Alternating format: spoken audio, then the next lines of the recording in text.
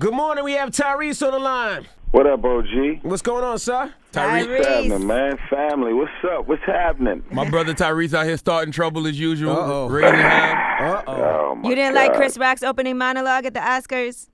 Well, I seen it online. A lot of what he said was very powerful and needed. But, it just made it real obvious that, him, along with everybody else, was feeling the effects of not, the lack of diversity. It's amazing that he wants to tear down Jada Pinkett Smith on stage, but yet every joke that he cracked that was associated to diversity was around a movement that she started. You know what I mean? Like with the last couple of years, this hashtag for Oscars So White has been floating around, and having a problem with the Oscars being so white, it's not necessarily just a problem with people that are either capable of getting a nomination, being invited to attend the awards or not. We got kids, we got sons and daughters, and, we can't just sit back and just let this continue to happen. You know what I mean? If you decide to jump out there, then you pretty much take yourself off the list of ever being nominated or winning because you're being vocal about it. You know what I mean? So you got to be willing to take it on the chin if you're going to have a position. So she jumped out there because her husband didn't get nominated, and it started a movement. You know what I mean? What do you think about people like Kerry Washington? She went and she said, she is a voting member of the Academy, she said, for the past 3 years. But she felt like she needed to go to represent and have her voice heard in that way and to affect change within. I respect that. I mean, well, listen, if you know anything about movies, you know that on every movie set and TV show, they have what they call a prop master. And then you have props. If you need a gun, if you need a watch, you need glasses, you need jewelry. I feel like right now, until things change, we're being used as props by the prop masters. Oh, so you're saying they're not really inviting black people because they want them there. They just doing it because everybody's making a lot of noise about it. It's like, look, we do like black people. We got a host. We do like black people. Look at the president of the Oscars. We do like black people. Look, Reginald Hudlin is producing the Oscars. So don't use me as a prop. You know what I'm saying? Don't invite me to your house for dinner and then the N-word is flying every other word out of your mouth. Donald Trump, you know what I'm saying? Like, don't play with me. But Ty, you got to break a few eggs to make an omelet. He did have a good point that you can't boycott something you weren't invited to. And I love Jada and Will, but it's not like Will spoke up and said it. Because like you said, if you speak up and say it, then people are not going to nominate you for Oscars in the future. It's not like Jada going to be nominated for an Oscar anytime soon. Well, I mean, listen, if she goes and does the right project, we can't count her out. That's true. You know what I'm saying? It's not like we can say that her as an actress is complete trash. No, absolutely not. And Never. so if she gets the right script, the right director, and she hit it out the park, then she deserves a shot, whether she's been vocal about it or not. Here's the thing.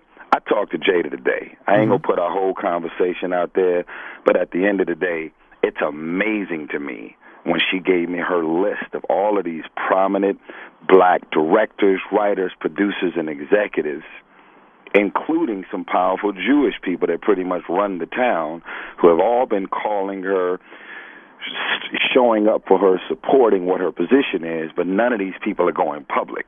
Right. Don't privately support me and stand with me and not be willing to jump up on your timeline. That's real. When you spoke to her, how did she feel about what Chris Rock said? Well, like I said, I can't go into what our conversation was, but she reached out to me to thank me for having her back and supporting her. And so for me, it's very simple. As much as we can make this a black issue, I got a daughter, I got a mama, I got a sister. If I found out this nightclub has been putting ecstasy and Molly in women's drinks and raping them, why would I go hang out at that club? That's real. If I have a problem with something, I'm going to be vocal about it. I know more white people than most white people. I don't have a racist bone in my body. Yeah. I don't have a racist bone in my body. This is not the pro-black movement. This is about saying if you're willing to leave your kids I make movies. I got over $6 billion in box office receipts on We my know name. Tyrese. Tokyo is You little Tyrese. humble I'm brag I'm just saying, himself. if you're willing to leave your family, miss out on pickups and drop-offs at school and parent-teacher conferences, and you're sacrificing. Like, I just had a mom in critical condition. I just so happened I wasn't working on the movie, but if I was working on the movie, I had to deal with my mom being in critical condition while I'm working on the set. If I'm putting down an Oscar-worthy performance, I'm sacrificing, I'm missing out on precious moments in my daughter's life from being on a movie set. I should not be robbed of the opportunity to be nominated and win an Oscar if I'm putting my best foot forward. Whether I'm black, white, Latin, Asian, Native American, gay, or straight. If I'm putting down the best job and the best performance, I deserve an opportunity to be nominated. It has nothing to do with seeking validation from white people.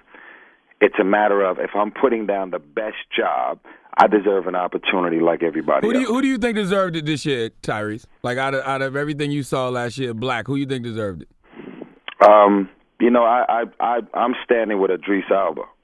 Idris Elba. Okay. Yeah, I'm rocking with him, and I think Ryan Coogler should have got Best Director for Creed. I think he definitely deserved a nomination. And, I'm gonna tell you honestly, Straight Outta Compton did it for me too. Okay. And I happen to be from Watts. Right. You know what I mean? You're but biased, Straight Outta man. Compton, just as an I think the dude who played Eazy-E in Straight Outta Compton definitely deserved a nomination. I thought he was good, but not Oscar nominees. He hit it out the park. Like it's like I don't know who this dude is, never heard of him. For him to like jump into that role and rock it the way he did, I was impressed. And F. Gary Gray, period. And so for me, again, change is uncomfortable. I hope they don't hold this against me or Jada Pinkett Smith or anybody else who had a position, because when people are uncomfortable, when corporate America has cut all of these checks thinking that running their commercials and their ads in between the commercial breaks is still going to have the ratings, and it was the lowest in 8 years, then that's when change really comes. Well, we appreciate you checking in, Tyrese. Always, man. It's always love. I've been getting calls all week, and I ain't want to talk to nobody with my family at the Breakfast Club. We love. We appreciate you, my brother.